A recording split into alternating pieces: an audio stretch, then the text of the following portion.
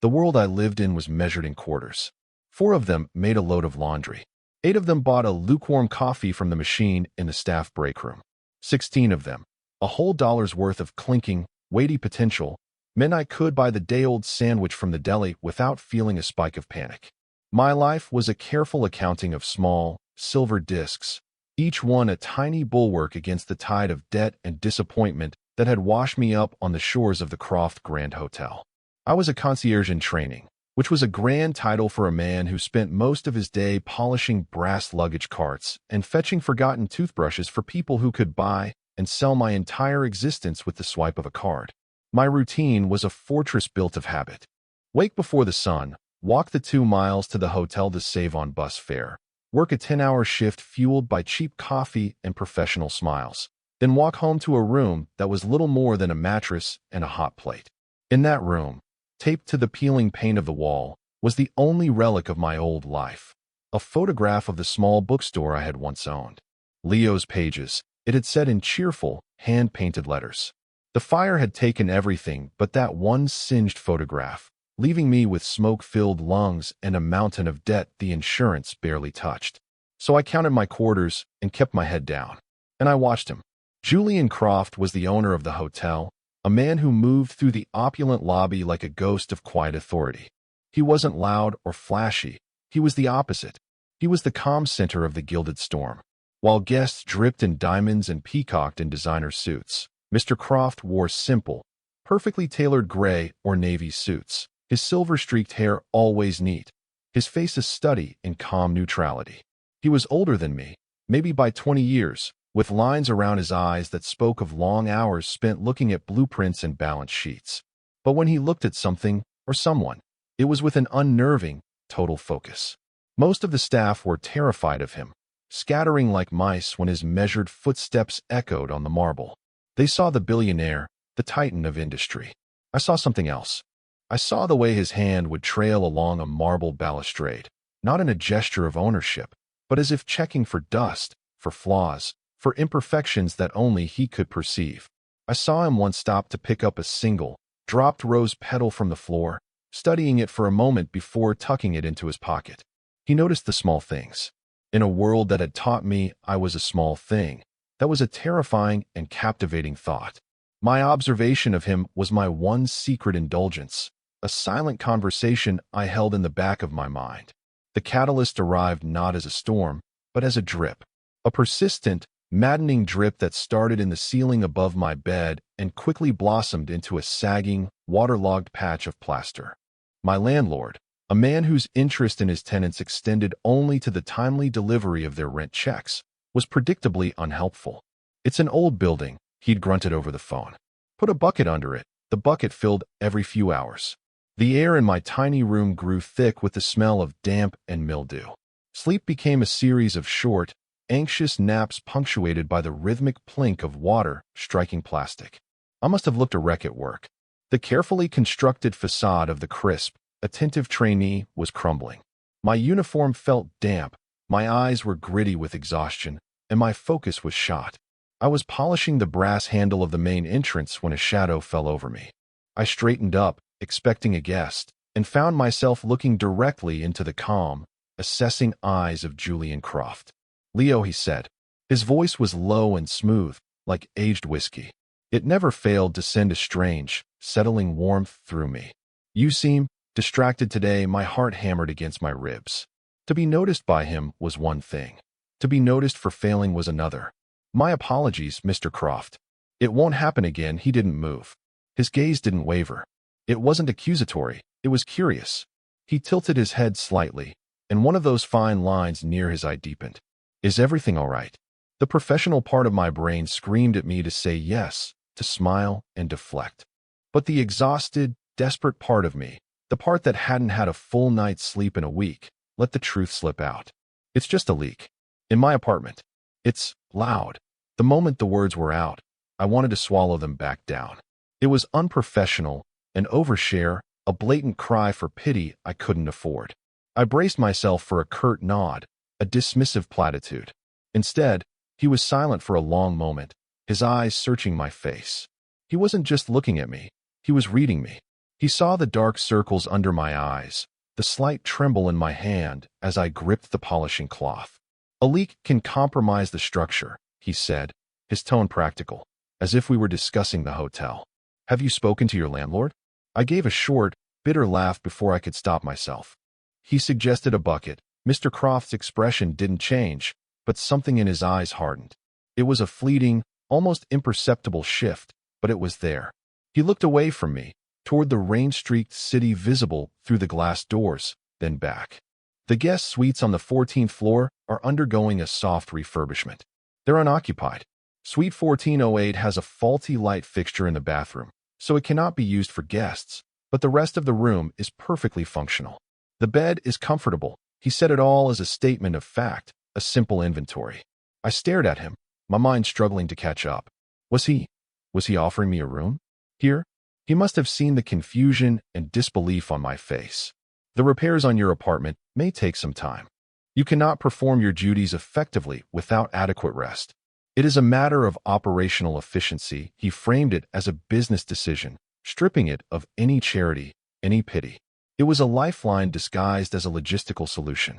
"The key will be at the front desk for you at the end of your shift. Stay as long as you need. Just report the faulty fixture if you use the bathroom." Before I could form a coherent response, before I could protest or thank him or simply stand there gaping like a fool, he gave a small, almost imperceptible nod. "Carry on, Leo," and then he was gone, his measured footsteps receding down the long, marble hall. I was left standing there, the scent of his subtle, clean cologne lingering in the air, my world tilted on its axis. He had looked at my small, insignificant problem and offered a solution of such staggering generosity that I couldn't comprehend it. He had built a bridge across the chasm between our worlds, and I had no idea how to cross it. That night, I let myself into Suite 1408 with a keycard that felt heavier than it should. The room was larger than my entire apartment. It was decorated in muted tones of cream and gray, with a king-sized bed that looked like a plush, white cloud. A floor-to-ceiling window offered a glittering panorama of the city, a view that cost more per night than I made in 2 weeks. I walked through the space slowly, touching the smooth, cool surface of the mahogany desk, the soft weave of the armchair. This was his world. A world of quiet luxury, of problems solved with a simple, decisive command. I stood in the center of the room, feeling like an intruder, a fraud. My worn duffel bag, containing my few meager possessions, looked pathetic on the thick, cream-colored carpet. I was a man of quarters in a kingdom of gold. The silence was the most overwhelming part. There was no dripping, no noisy neighbors, no sirens from the street below. It was a deep, profound quiet that felt both peaceful and profoundly lonely. For the first time in a week, I slept through the night. I sank into the mattress, enveloped by sheets that smelled faintly of lavender and starch, and dreamed of nothing at all. It was the most profound luxury I had experienced in years. Living in the hotel changed the rhythm of my life.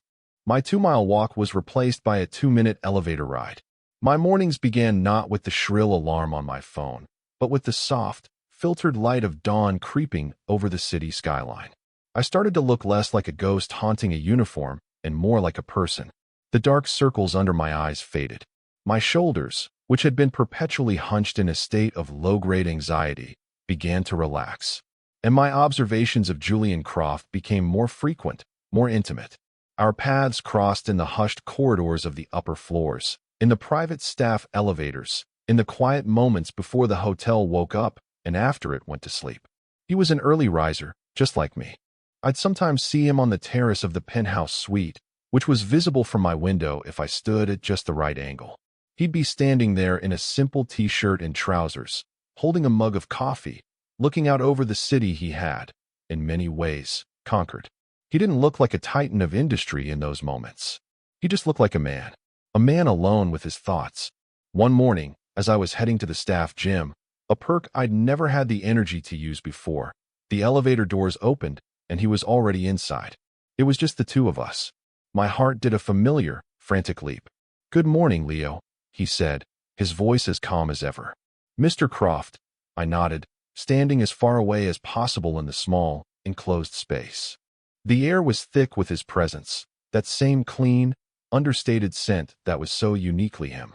"I trust the suite is comfortable?" he asked, his eyes on the illuminated floor numbers.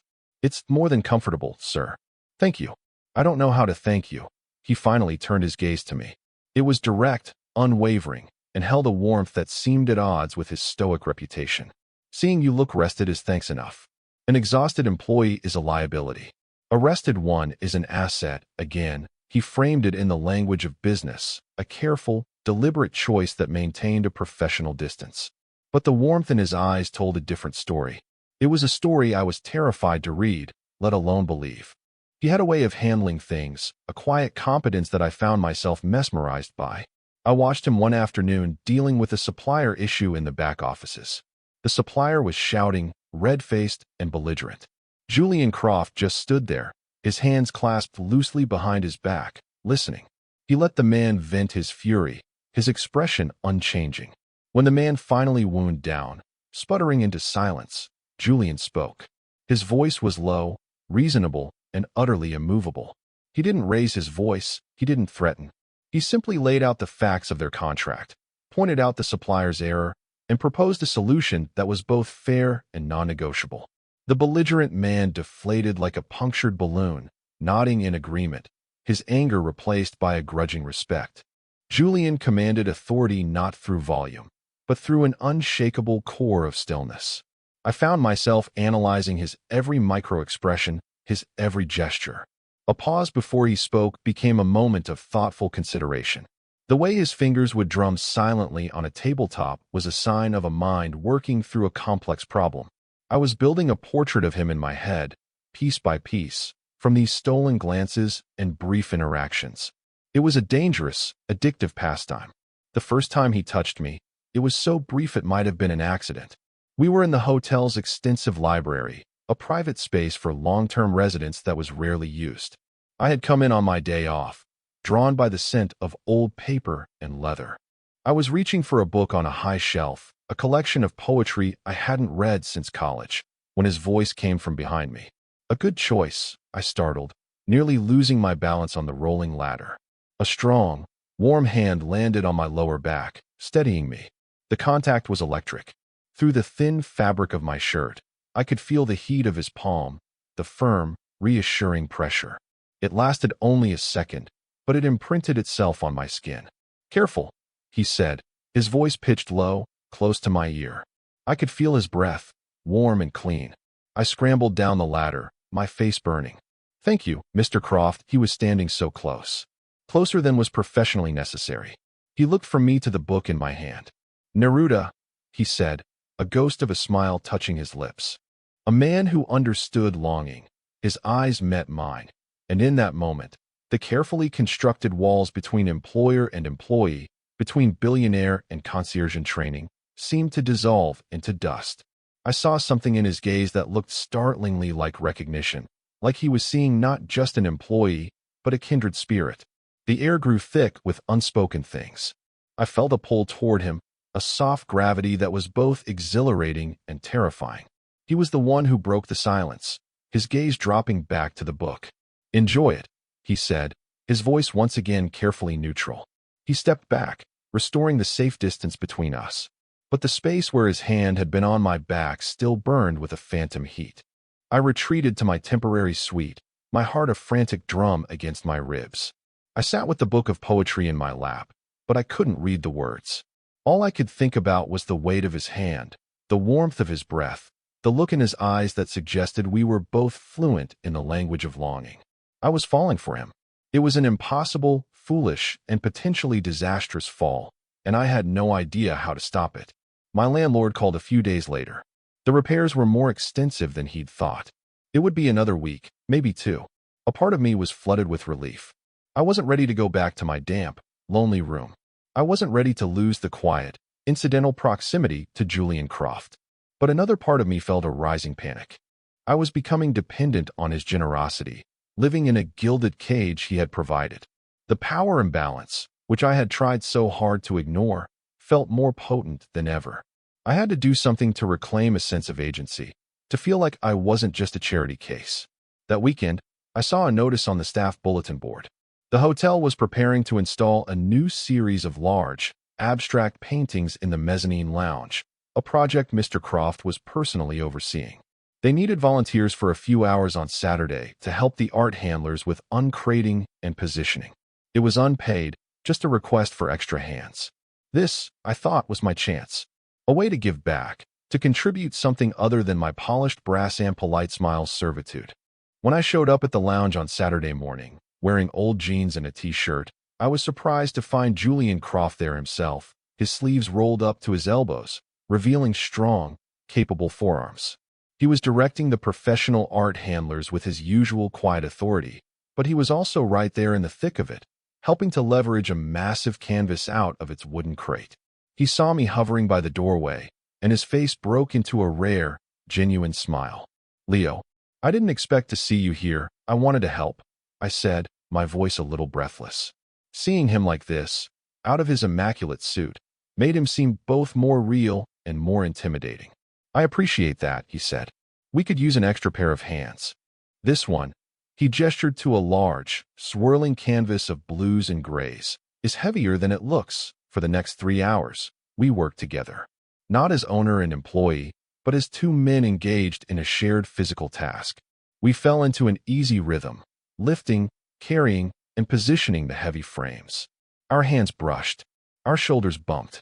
We stood side by side, heads tilted, considering the placement of a piece. In the shared effort, the chasm between our worlds seemed to narrow. We were just Julian and Leo, making sure a painting was level. After the last piece was hung, the professional handlers packed up and left. It was just Julian and me in the quiet, transformed lounge. The late afternoon sun streamed through the tall windows, illuminating the dust motes dancing in the air and casting a warm glow on the new art. "They look good," I said, breaking the comfortable silence. "They do," he agreed. He was standing in front of the large blue and gray canvas, his expression thoughtful. "This one, it reminds me of the ocean off the coast of Maine. Stormy, but peaceful underneath." He turned to look at me, and his gaze was unexpectedly soft. "Thank you for your help, Leo. You didn't have to do that. I wanted to. I insisted. You've done so much for me. I feel indebted." He took a step closer, his expression growing serious. "I never wanted you to feel that way. That was not the intention." He paused, searching for the right words. The offer. "I hope you know it came with no strings attached. I want you to feel safe here. Not obligated." It was a direct acknowledgement of the power dynamic, a clear statement of his intentions. He was giving me an out, reassuring me that his kindness wasn't a trap, but it was the vulnerability in his eyes that undid me. For the first time, he looked uncertain, as if he was worried he had overstepped, worried that his actions had been misinterpreted as a form of control. "I know," I said, my voice barely a whisper. "I mean, I believe you. It's a lot to accept, perhaps," he said, his voice low and intimate. "But is it unwelcome?" The question hung in the air between us, shimmering with unspoken meaning. It wasn't a question about the suite anymore. It was a question about him, about me, about the strange, magnetic pull that had been building between us for weeks. It was an open door, not a test. He was asking for permission to step closer, and he was promising to respect my answer, whatever it might be. I looked at this man, this powerful, quiet, kind man, who saw a storm in a painting and longing in a book of poetry. I thought of my cold, damp room and my life measured in quarters. And I thought of the warmth of his hand on my back, the safety I felt in his presence. The fear was still there, a cold knot in my stomach, but for the first time, hope was there too, a fragile, fluttering thing. And I finally find the courage to be honest. "No," I say, my voice shaking slightly. "It's not unwelcome." The relief that washed over his face was profound. It was like watching a tightly coiled spring finally, carefully, unwind. A slow, genuine smile spread across his lips, reaching his eyes and making them shine. The space between us, once a chasm of status and wealth, was now filled with a fragile, shimmering possibility. The silence that followed wasn't awkward. It was charged with anticipation, a shared breath held in the quiet, sun-drenched room. The call from my landlord came 2 days later. The apartment was ready. The leak was fixed, the plaster replaced, the paint dried. There was no reason for me to stay in Suite 1408 any longer. The news landed in my stomach like a stone. My time in the gilded cage was over. My proximity to Julian, which had begun to feel like a fragile new normal, was about to be severed. I would go back to my tiny room, back to my life of counting quarters, and he would remain in his penthouse, a man I saw only from a respectful distance. The thought was unbearable. I spent my last evening in the suite packing my meager belongings into my duffel bag. The room, which had felt so vast and intimidating at first, now felt like a sanctuary. I looked out the window at the glittering city, a view I had come to cherish, and felt a profound sense of loss. How could I thank him for this? For the sleep, for the safety, for the quiet kindness that had stitched my frayed nerves back together? Words felt inadequate. Flowers or a bottle of wine felt absurd.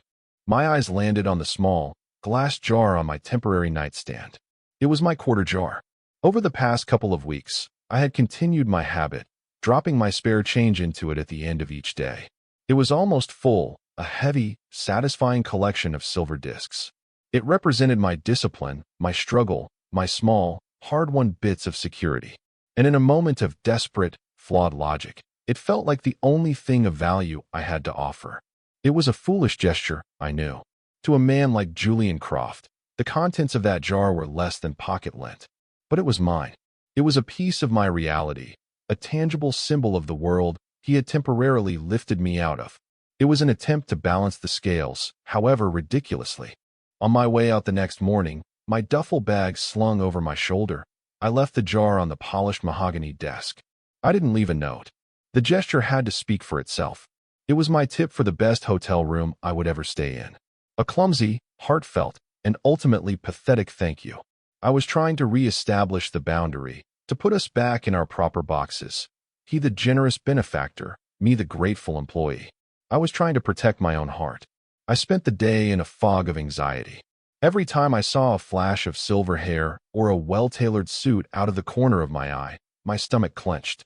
I expected him to ignore the gesture, to have housekeeping simply absorb the quarters into some petty cash fund. That would have been the easiest, kindest thing to do. He found me at the end of my shift. I was in the staff locker room, changing out of my uniform, when I heard his voice. Leo, I turned, my heart pounding.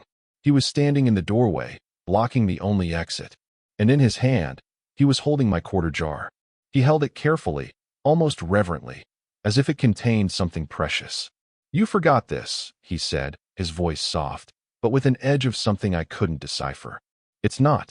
I didn't forget it. I stammered, my face hot with embarrassment. It's a thank you. For the room. A tip. He walked slowly toward me, his eyes never leaving mine. The locker room, with its scent of disinfectant and stale coffee, suddenly felt like the most intimate space in the world.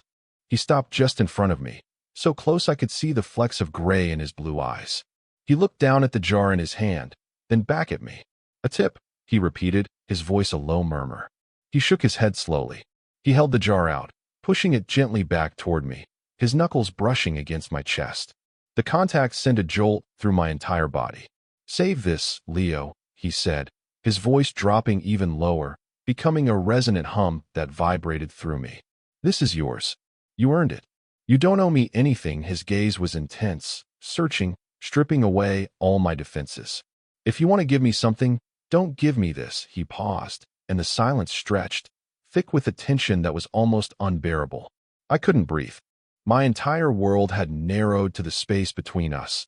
The weight of the jar he was pressing against my chest, the intensity of his gaze. Spend your time with me, he said, the words clear and deliberate and devastating. Let me spend mine on you. That's the only currency I'm interested in. The jar suddenly felt impossibly heavy in my hands. The coins inside, my carefully counted talismans of survival, seemed meaningless. He wasn't just rejecting my clumsy attempt at repayment. He was making a counteroffer of staggering proportions. He was sweeping aside the language of money, of debt and obligation, and replacing it with the language of intimacy, of shared time, of mutual investment. He was asking for me. I stared at him, my mind reeling.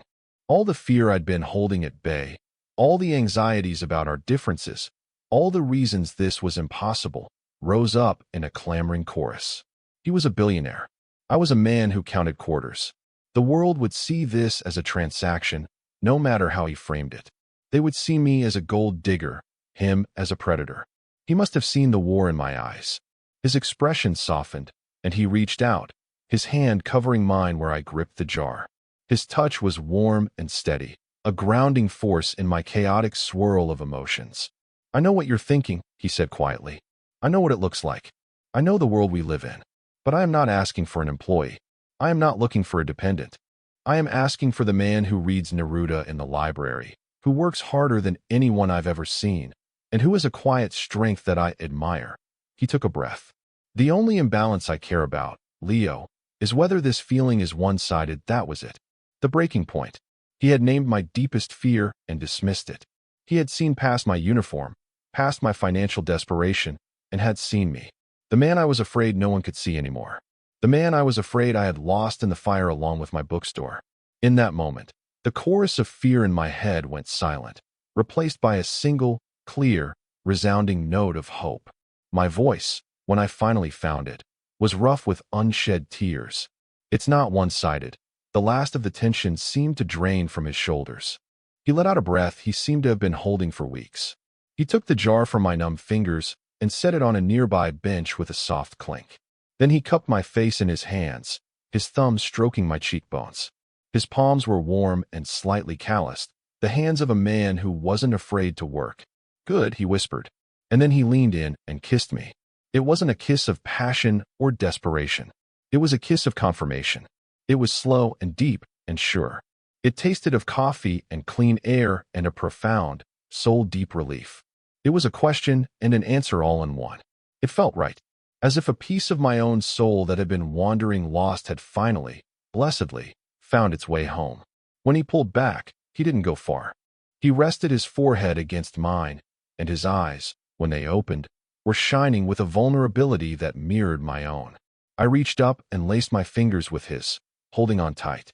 We just stood there for a long time in the quiet of the locker room, breathing the same air, our hearts beating in a new, shared rhythm. The weight of my old life, measured in quarters, had been lifted, and in its place was something new, something solid, something that felt, for the first time, like a quiet foundation settling deep within me. The next morning, I woke up in my own bed, in my own small, damp-smelling room. For a terrifying moment, the events of the previous evening felt like a dream, a desperate fantasy cooked up by an exhausted mind. The reality of my surroundings, the peeling paint, the lumpy mattress, the single window looking out onto a brick wall, crashed down on me. The kiss, the confession, Julian's warmth, it all seemed to belong to another world, the world of Suite 1408, not the world of Leo, the broke ex-bookstore owner. Anxiety, cold and familiar, coiled in my gut. What now?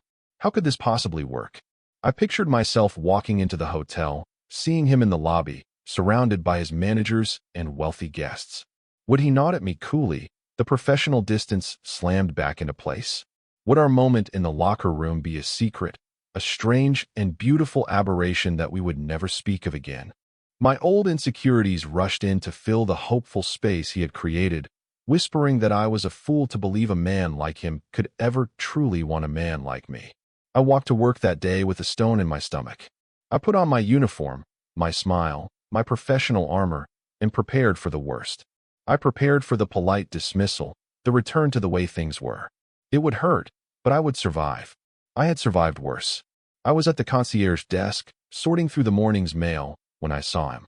He was walking across the grand lobby, deep in conversation with his hotel manager. He was in his full Mr. Croft persona, immaculate suit, commanding presence, an aura of untouchable authority. He didn't look in my direction. My heart sank. It was a dream, I thought. Of course it was. But then, as he reached the far side of the lobby, he paused. He said something to the manager, who nodded and continued on. Julian turned, and his eyes scanned the lobby until they found mine. For a moment, he just looked at me from across the expanse of polished marble. And then he smiled. It wasn't a big smile.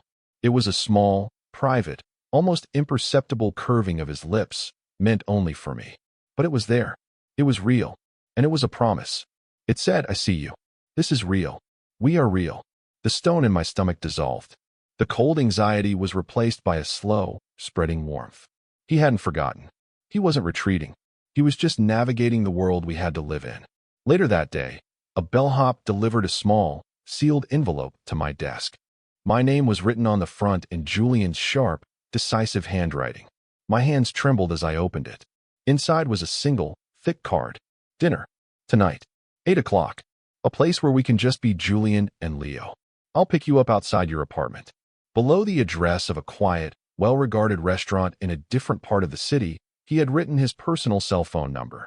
The gesture was both a confirmation and a reassurance. He was taking this out of the hotel, out of the context of our professional lives.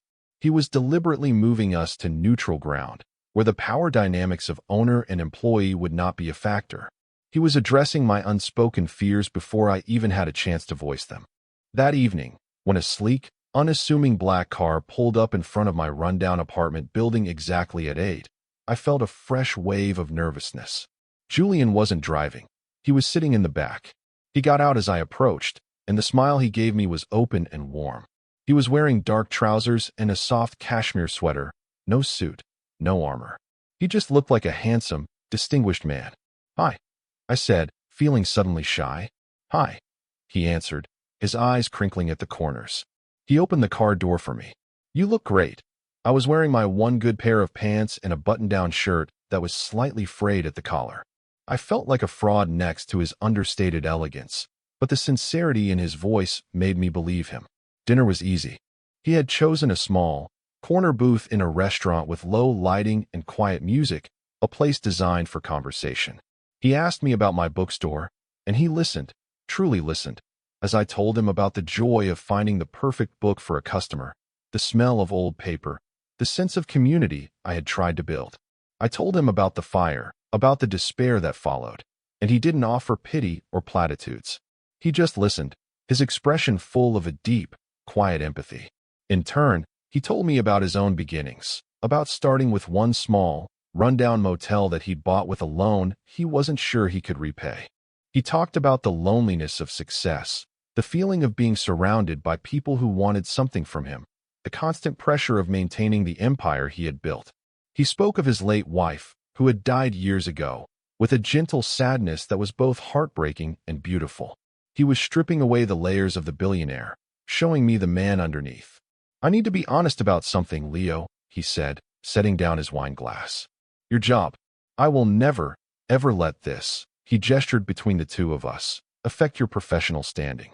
You are good at what you do, and you've earned your place on your own merit. But I also want you to know that if you ever feel uncomfortable, if the situation becomes untenable, I will help you find a position elsewhere. A better one. Not as a gift, but because your peace of mind is more important than anything." He was giving me an escape route. He was making sure I never felt trapped by my financial dependence on the hotel, on him. It was the most thoughtful, respectful thing anyone had ever done for me. "Thank you," I said, my voice thick with emotion. "But for now, I like my job. And I like seeing you." His hand slid across the table and covered mine. "Good. I like seeing you, too." The test, when it came, was small but sharp. A few days later, one of the senior concierges, a woman named Margaret with a tongue like a razor and eyes that missed nothing, saw Julian stop by my desk.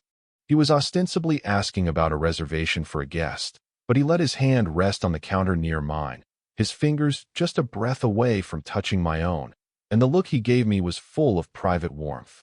It was a tiny, fleeting moment, but Margaret saw it. Later, when we were alone in the back office, she gave me a sickly sweet smile.